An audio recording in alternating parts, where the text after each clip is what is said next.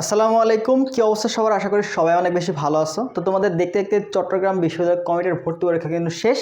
তো কাটমার্ক নিয়ে আসলে এখন অনেক আলোচনা চলতেছে। তো আমরা কাটমার্কের আগে প্রশ্নটা অ্যানালাইসিস করব, প্রশ্নটা কেমন ছিল, শর্টের বাইরে কেমন প্রশ্ন আসছে এবং কাটমার্কের উপরে কোন বিষয়গুলো ইফেক্ট ফেলতে পারে, অর্থাৎ কোন বিষয়গুলোর কারণে কাটমার্ক ওঠানামা করবে, এই বিষয় নিয়ে আমরা অ্যানালাইসিস করব। তো অবশ্যই ভিডিওটা সময় দেখবা এবং ছবি পরবর্তী তোমাদের কি করণীয়, কি করবা, প্রস্তুতি কিভাবে নিবা, এটা নিয়েও কথা বলবো জিএসটি এবং রাবির জন্য, ঠিক আছে? তো অবশ্যই ভিডিওটা সম্পূর্ণ দেখবা। তো দেখো, আমরা যদি প্রশ্ন অ্যানালাইসিস যাই, তো প্রশ্ন অ্যানালাইসিসে আমরা যে বিষয়গুলো দেখলাম, তো এখানে আমাদের ইংরেজির পার্টটা আমরা পরে কথা বলতেছি, কারণ ইংরেজিটা সবাই পারে না, ঠিক আছে? তো আমাদের যেই কয়টা বিষয়ের উপর আর কি ইফেক্ট ফেলতে পারে, তো প্রথমে যদি আসি ফিজিক্সের ক্ষেত্রে, তো ফিজিক্সে তোমাদের 20টা প্রশ্ন আসছে শর্ট থেকে, ঠিক আছে? 20টা প্রশ্ন আসছে শর্ট থেকে এবং এই 5টা প্রশ্ন আসছে তোমাদের ফুল সিলেবাস থেকে। তো ফুল সিলেবাসের মধ্যে তোমাদের গতিবিদ্যা এবং জ্যামিতিক আলোক বিজ্ঞান এই চ্যাপ্টারগুলো থেকে মোটামুটি প্রশ্ন আসছে, ঠিক আছে? তো এই যে 5টা প্রশ্ন, এই 5টা প্রশ্নের উপর কিন্তু ইফেক্ট ফেলবে। বাকি যে 20টা প্রশ্ন ছিল, এই 20টা প্রশ্ন মোটামুটি ইজি প্রশ্ন ছিল বলা যায়, কারণ বিগত গতানুগতিকভাবে ছবিতে যেমন প্রশ্ন আসে, মাত্রা, সূত্র, ছোট ছোট ম্যাথ, ঠিক আছে, দেখবা বড় এত বেশি ম্যাথ আসে নাই। তো এই ধরনের প্রশ্নগুলো কিন্তু আসে। তার মানে ফিজিক্সে যারা মোটামুটি পড়ছে, যারা মেডিকেল প্রিপারেশন নিয়েছিল, তারাও কিন্তু এখানে ভালো করবা, ঠিক আছে? তারাও এখানে ভালো করবা। কিন্তু প্রবলেম হচ্ছে তোমরা সহজ জিনিস কিন্তু ভুল করে আসো, এই জিনিসগুলো হতে পারে। বাট এখানে ফিজিক্সের ক্ষেত্রে তারতম্য দেখা দেবে হচ্ছে এই যে এই 5 মার্ক, ঠিক আছে? এরপর যদি রসায়নের ক্ষেত্রে আসে, তো রসায়নে প্রায় কিন্তু জৈব রসায়ন থেকে প্রায় 8টা প্রশ্ন তোমার জৈব রসায়ন থেকে আসছে, এক চ্যাপ্টার থেকে আসছে। তো অনেকে কি আসছো জৈব রসায়নটা স্কিপ করে যাও বা অনেকে জৈব রসায়ন পড়ো না। তো জৈব রসায়ন থেকে যে 8টা প্রশ্ন আসছে, এটাও এত কঠিন প্রশ্ন আসে নাই। মোটামুটি জৈব রসায়ন যারা পড়ছো, যারা বুঝো, তারা কিন্তু এখানে ভালো করবা। দেখো, চান্স পাওয়ার ক্ষেত্রে সবাই তো চান্স পাবা না, সবার কাছে সহজ লাগবে না প্রশ্ন। দেখা গেলো পজিশন 3000 বা 3100 মধ্যে মোটামুটি কভার হয়ে যাচ্ছে। তো এই 3000-3100 কাছে প্রশ্ন হয়তো সহজ লাগছে, তো এদেরকেই তো নিবে। তো সবাইকে তো আর নিবে না প্রশ্ন, তোমার কাছে কঠিন লাগতেই পারে। যার কাছে সহজ লাগছে সে চান্স পাবে, আর তোমার কাছে কঠিন লাগলে তুমি হয়তো এখানে ভালো মার্ক তুলতে পারো না। এটাই হচ্ছে ফ্যাক্ট, ঠিক আছে? তুমি যে কঠিন হয়েছে তোমার জন্য, তার মানে যে বাকিরা বসে থাকবে তা কিন্তু না। তোমার জন্য কঠিন হয়েছে, বাকিদের জন্য দেখবে ঠিকই ইজি হয়েছে, ঠিক আছে? তো জৈব রসায়ন পার্টটা তোমার এখানে ইফেক্ট ফেলতে পারে, বাট বাকি প্রশ্নগুলো, চ্যাপ্টারের প্রশ্নগুলো যথেষ্ট মোটামুটি পারার মতো প্রশ্ন।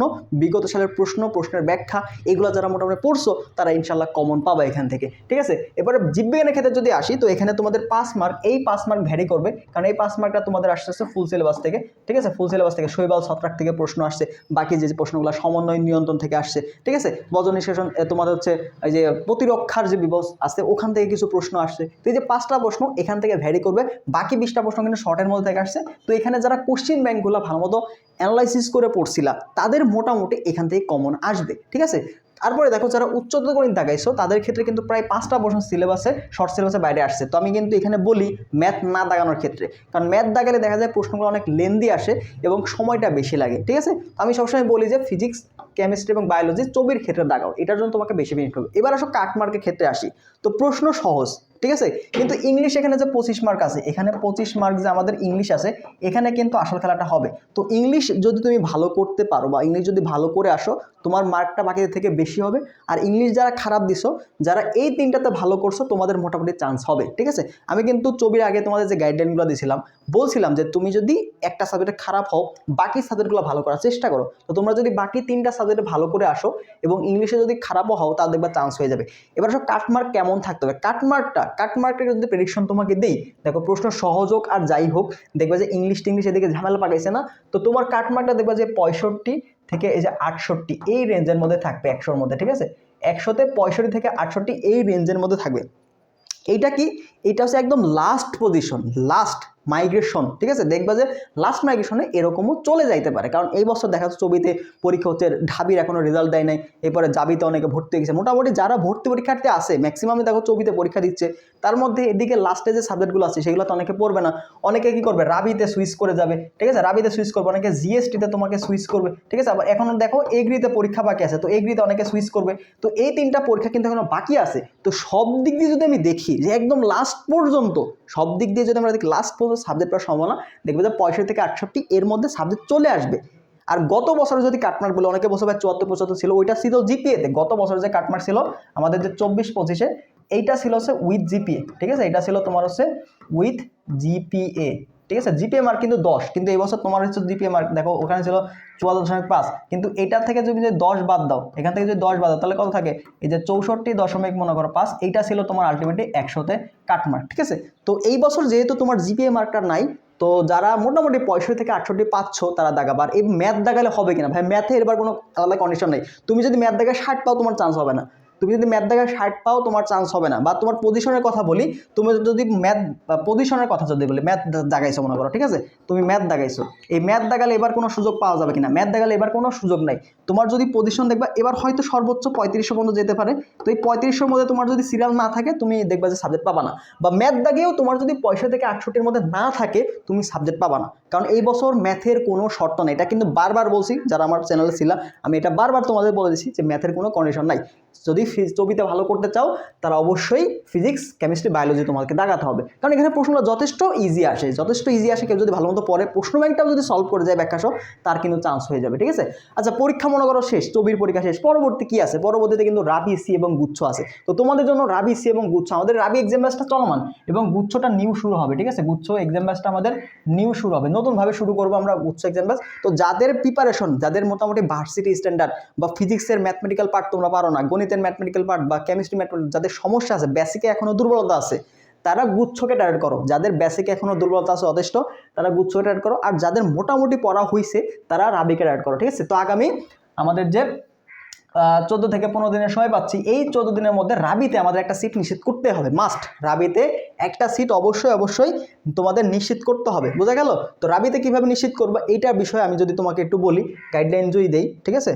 আমাদের রাবির যদি একটু বলি, রাবি এবং গুচ্ছে যারা প্রিপারেশন নিচ্ছ তাদের যদি কথা বলি, কি করবা, তোমাদের এখন কাজ কি, ঠিক আছে, তোমাদের এখন কাজ কি।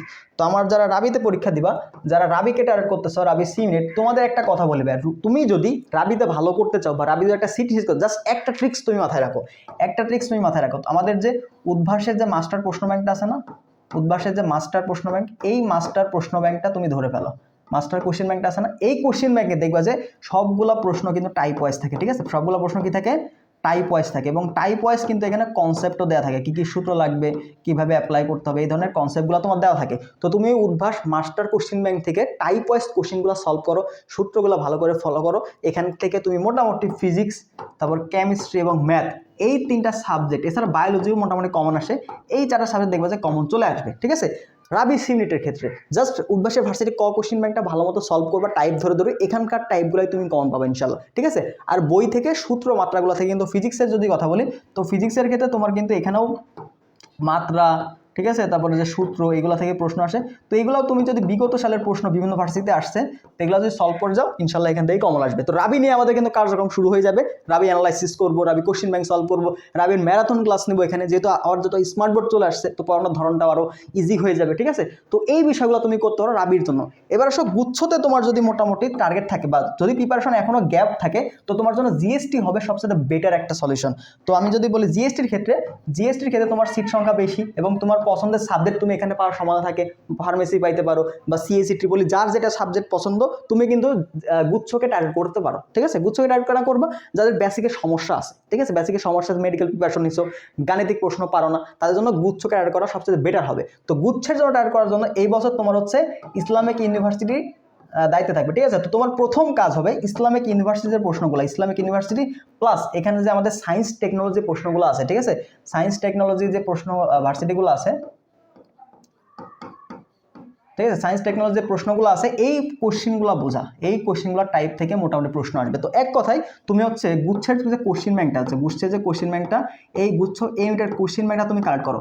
এই গুচ্ছ ইউনিটের কোশ্চেন ব্যাংক থেকে মোটামুটি প্রত্যেক বছর টাইপ কমন আসে, প্রত্যেক বছর টাইপ এবং প্রশ্ন হুবহু কমন চলে আসে। তো তুমি যদি এই একটা কোশ্চেন ব্যাংক খুব ভালো মতো শেষ করতে পারো, বুঝে বুঝে সলভ করতে পারো, দেখবে যে এখান থেকে তোমার মোটামুটি কভার হয়ে গেছে ইনশাল্লাহ, এখান থেকেই তোমার কভার হয়ে যাবে, কমন তুমি এখান থেকেই পাবা, ঠিক আছে। আর গুচ্ছের জন্য যদি রেগুলার থাকতে চাও, একটা এক্সামের মধ্যে থাকতে চাও, একটা গাইডলাইনের মধ্যে থাকতে চাও, তো আমাদের গুচ্ছ এক্সাম আসা তোমাকে অনেক বেশি হেল্প করবে। এছাড়া আমরা গুচ্ছের আগে কিন্তু এখানে ম্যারাথন ক্লাসও রাখবো, যেগুলো গুচ্ছের জন্য অনেক কাজে দেবে, ঠিক আছে। আচ্ছা, তো হোয়াটসঅ্যাপ নাম্বার আছে, এটাতে যোগাযোগ করো, অথবা আমাদের ডিসক্রিপশন বক্সে আমাদের ওয়েবসাইট লিঙ্ক দিয়ে দিচ্ছি, সেখান থেকে তুমি দেখে নিতে পারো। আর রাবির জন্য কিন্তু অধ্যায়ভিত্তিক এক্সামগুলো আমাদের শেষ, আগামীকাল থেকে আমরা পেপার ফাইল শুরু করবো। তো তুমি যদি ভর্তি হও তাহলে রাবির যে চ্যাপ্টার ওয়াইজ এক্সাম আছে এখানে প্রায় তুমি 80+ এক্সাম পাবা, ঠিক আছে। এখানে তুমি অলরেডি চ্যাপ্টার ওয়াইজ যদি আমরা ধরি, তো চ্যাপ্টার ওয়াইজই তুমি প্রায় 80+ এক্সাম পাবা, ঠিক আছে। এখানে প্রায় 80+ এক্সাম তুমি অলরেডি পেয়ে যাবা। এবং এখানে তোমার হচ্ছে 50টার মতন কোশ্চেন ব্যাংক সলভ ক্লাস আছে ভার্সিটি এর, ঠিক আছে, ভার্সিটি এর কোশ্চেন ব্যাংক আছে। এছাড়া রাবির জন্য আমরা 7 থেকে 8টা মোটামুটি ক্লাস নিব এখানে গুরুত্বপূর্ণ প্রশ্নের উপরে। তো যারা ভর্তি হয়ে যাও আমাদের হোয়াটসঅ্যাপে যোগাযোগ করে ভর্তি হয়ে যাবা। তো 24 শেষ, তোমাকে টার্গেট করতে হবে পরবর্তীতে কী করবো, যেই পরীক্ষাগুলো আছে ওগুলো তোমাকে ভালো করতে হবে, এটা মাথায় রাখবা, ঠিক আছে? এইটা তুমি মাথায় রাখো। আর ছবিতে যারা মোটামুটি 65 থেকে 68 পাচ্ছ তারা একটু রিল্যাক্স থাকতে পারো ইনশাল্লাহ। আর প্রশ্ন সলভ যদি পেতে চাও তাহলে এটার PDF সেকশন আমি দিয়ে দিচ্ছি কমেন্ট বক্সে, সেখান থেকে তুমি দেখে নিতে পারো। ওকে, তো এই ছিল মতো বিষয়। যদি আরও কিছু জানার থাকে সেটা অবশ্যই কমেন্ট করতে পারো, ইনশাল্লাহ আমি সেটা রিপ্লাই দেওয়ার চেষ্টা করবো। ভালো থাকো সবাই, আল্লাহ হাফেজ।